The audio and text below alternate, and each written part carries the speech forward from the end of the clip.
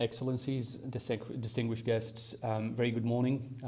A great pleasure to be part of this gathering today in this prominent academic institution, the National Defense College in the United Arab Emirates. Before I start my speech, I'd like to invite you to watch this short introductory video.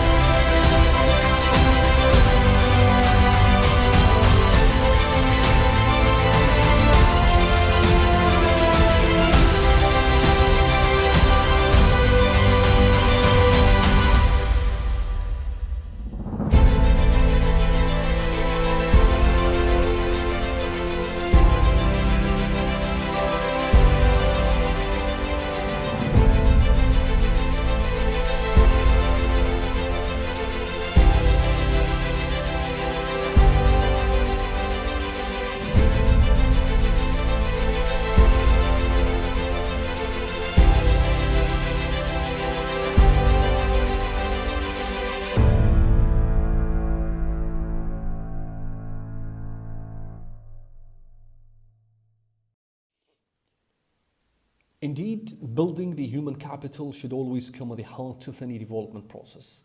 By nature, the success of any development endeavor is highly dependent on the skill sets, competencies, and the cognitive capabilities of the human element, who comes as an integral part of the development ecosystem. The UAE today comes in first places among the Arab countries in the competitiveness of its systems. This couldn't have been achieved without the strong belief of the wise UAE leadership, who placed the human element in the heart of its focus and attention, and focused on developing human competencies and capabilities, considering this as the first and primary building blocks and prerequisites to realize the various dimensions of sustainable development.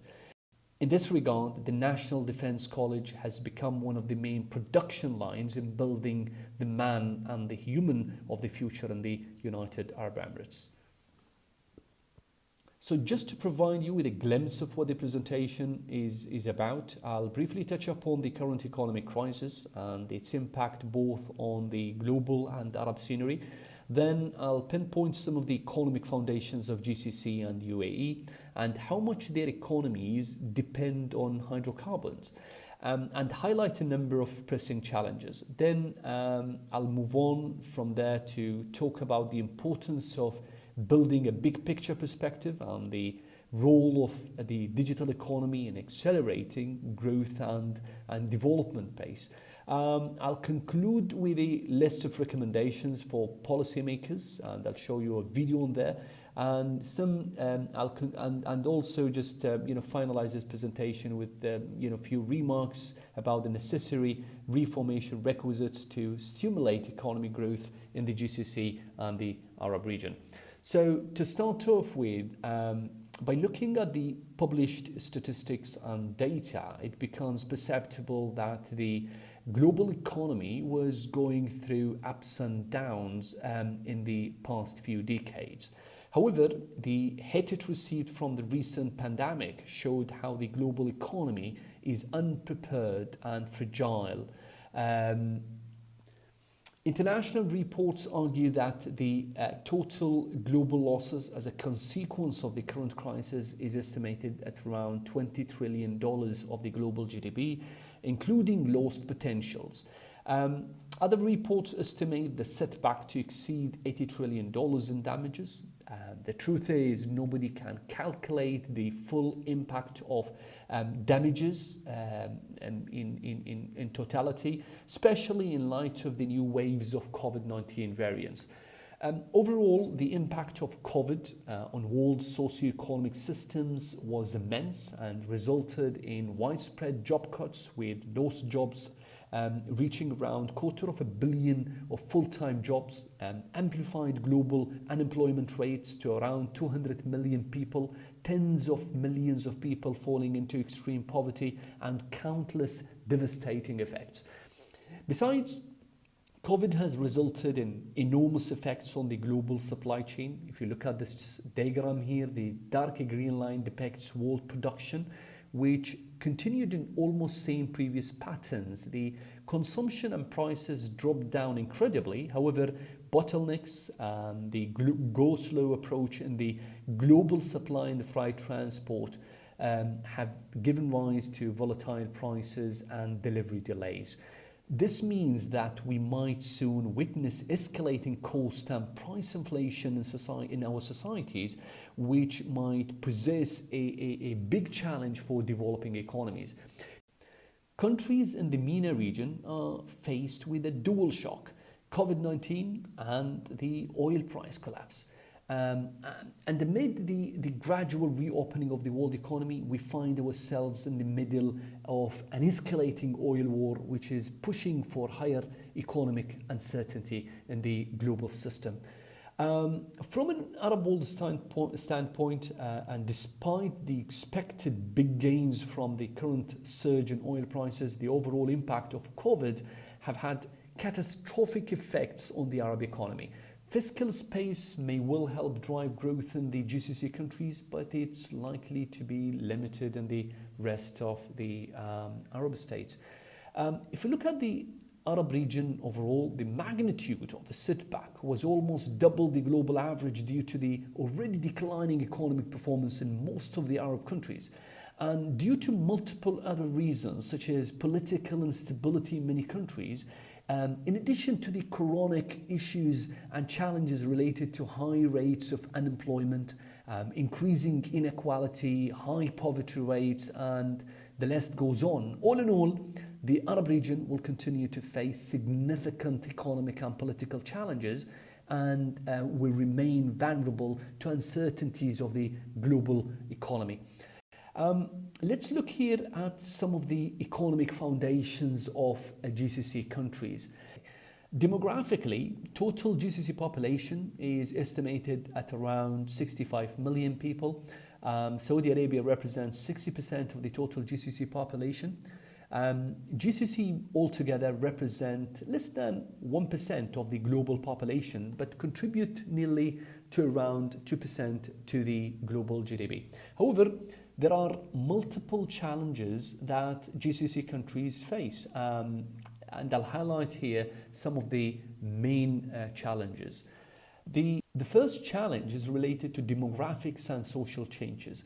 Out of around the 65 million GCC population, 35 million are foreigners, meaning that the foreigners form and constitute 60% of the GCC economic backbone. Besides, 60% of GCC population are under the age of 30.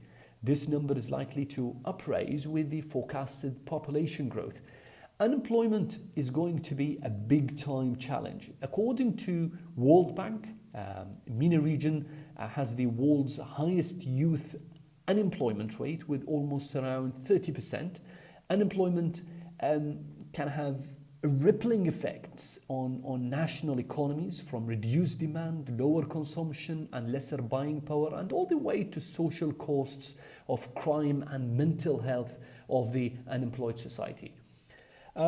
Let's look at another challenge in here. Most of the Arab countries are classed as having severe water scarcity and are vulnerable to climate change.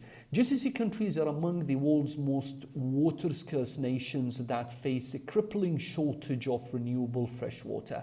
In fact, international reports say that, or indicate that climate change to be a significant factor to force human migration from Arab countries. Another challenge, GCC is considered among the more food secure countries according to global standards. However, the point to note is that GCC countries import 85% of its food and is widely reliant on global market to secure its basic needs. During the pandemic, the disruption in supply chains showed how vulnerable these countries are as a result of their reliance on global imports. According to the recent World Bank numbers, the sharpest declines in real government revenues in 2020 were among the GCC and developing oil exporters. Not surprising, given the oil dependency and price collapse. If you look at the chart here, you see how much oil revenues outweighs in the overall GCC economy. The dark green color in the chart represents the oil revenues and its share in the overall economy. This is another representation. If you look at the chart here, you see 4 of the GCC countries are on high dependency on oil revenues. UAE is a little lesser, and as you can see, Qatar is relying more on natural gas than oil. Hydrocarbon, oil and gas sector contribute to a large portion of GCC fiscal budgets, although economic diversification is endeavored in almost all countries. As you can see here, that the effect of the oil price collapse and less demand has affected budgets in GCC countries negatively. Estimated revenue losses in GCC countries in 2020 due to the low oil prices and demand was estimated around $270 billion according to IMF reports. Although the raising oil prices will allow GCC countries to rebuild surpluses once again, however, we must remind ourselves of the point that the changing global energy preferences are going to have long-term effects on oil-producing countries and businesses as well.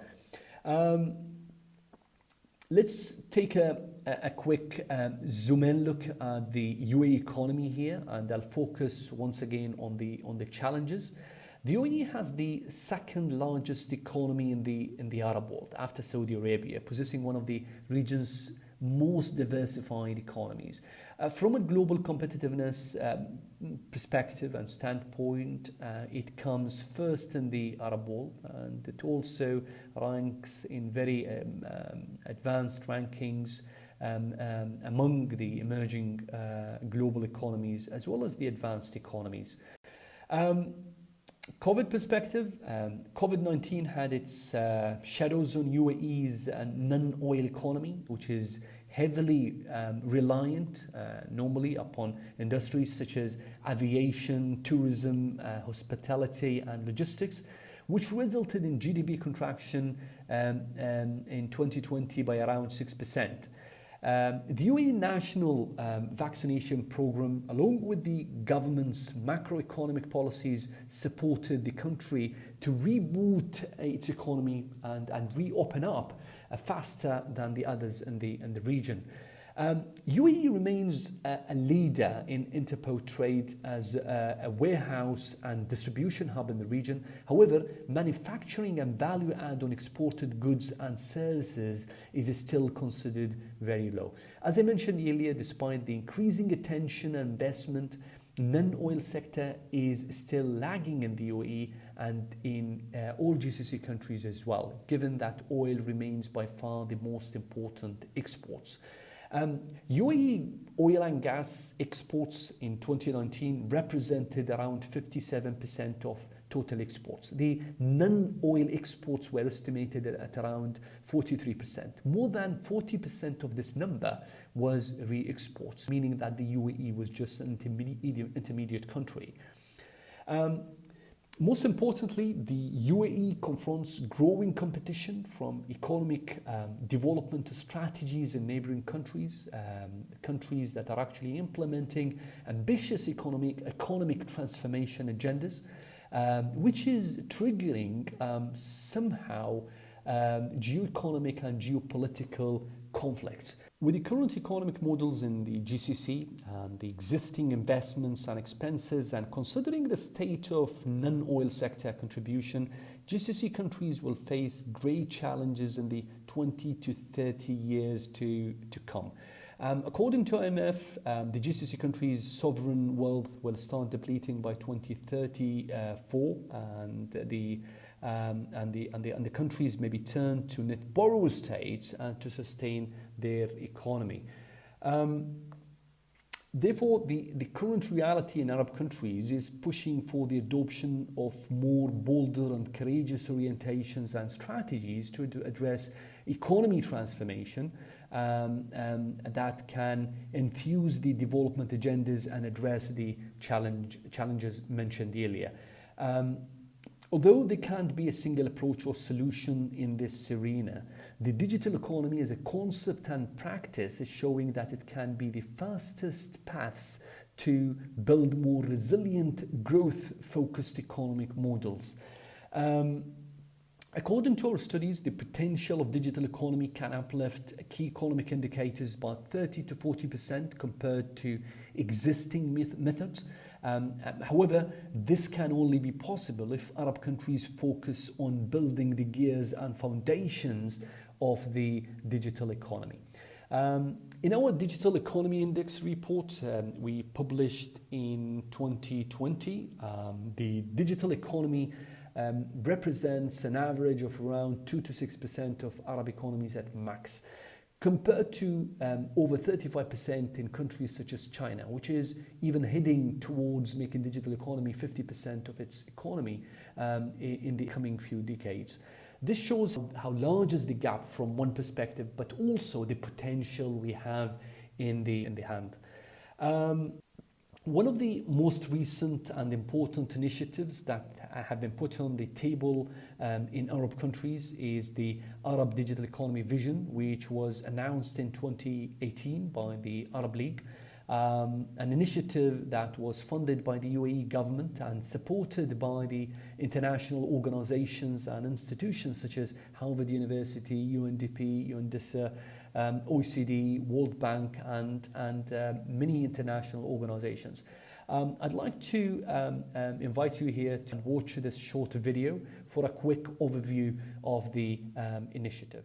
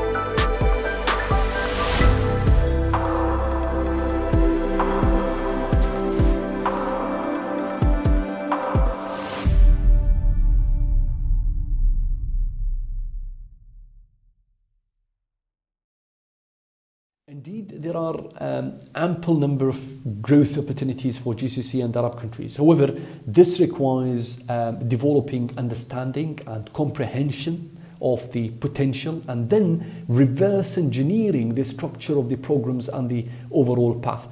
Digital economy relies heavily on the volume of transactions and the number of users to create the added economic value. Given that the Arab market is considered a large market with about 500 million population, this in itself may cater for these two dimensions of customer base and transactions. There are two important Arab agreements to mention here that were based on collaborative economic models: the GCC Free Trade Agreement and the Arab Common Market Agreement, or the Arab Free Trade Agreement. Despite the modest progress, these two agreements are still far from their set goals and aspirations, and even farther in terms of tapping into the massive potential of having or building an integrated Arab economy. From a different outlook, looking today at the Arab digital transformation agendas and plans, there are large differences between countries in terms of the extent and the profundity of socio-economic development initiatives. However, the rather important point is that these agendas and plans are limited in scope and not geared towards taking full advantage of digital economy practice and the potential of this large and promising Arab market. This takes us to almost the last part of my presentation, to put a few recommendations for policymakers in the Arab region. I would like to once again invite you to see this short video that summarizes the recommendations.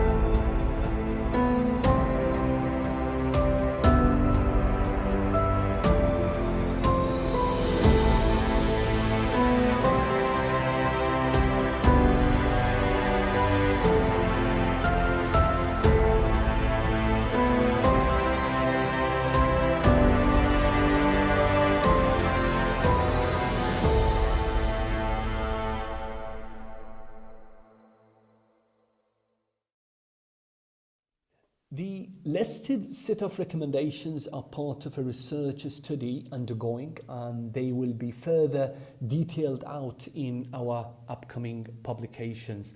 The key takeaway, though, is that we have to heed and understand that we live in a world where uncertainty rules. No country will be immune unless calculated and constructive change is embraced.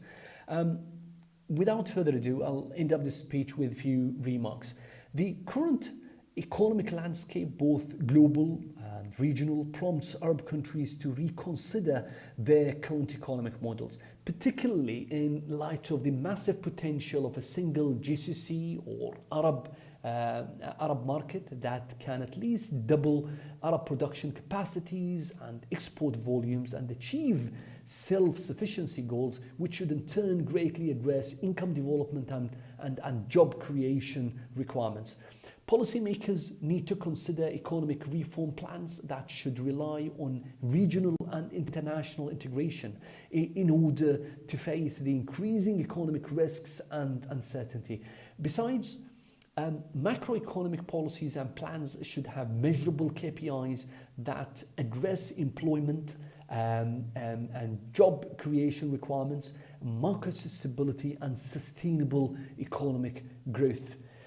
For this to be achieved, governments need to have a more practical framework for managing programs and projects phases with execution and implementation models that focus on results and outcomes, not just outputs. An important point that needs to be heeded by governments in this regard is the terminology of citizens' perception.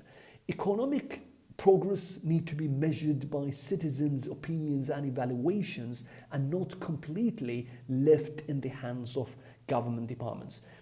Also, economic models should be designed with higher emphasis on digital transformation, as the apparatuses of the digital economy offer innovative solutions that are dismantling the traditional and long-standing old practices. And also, digital economy supports the delivery of more efficient, effective, and efficacious production environments. There's also need to revisit Arab Free Trade Agreements and amend it to cover e-commerce and digital economy in general to enable digital trade between countries and pay high attention to enabling small and medium-sized enterprises. I also need to mention here the importance of ensuring legislation to be in pace with the global developments. This should take place through governance frameworks that should focus on ensuring prolific local and international trade and establishing alliances of common objectives and goals, most importantly, addressing national security needs. In this regard, Arab countries need to rework current laws as well to encourage investors, especially foreign investment, and the uptake of the private sector in the socio-economic development agendas. Private sector should always remain an active partner in this progression and as a key player in the economy, and to play a primary role, not a secondary role. With that, I come to conclude my presentation. I'd like to thank you for your patience. Thank you very much, and I'll open up the floor for the questions. Thank you.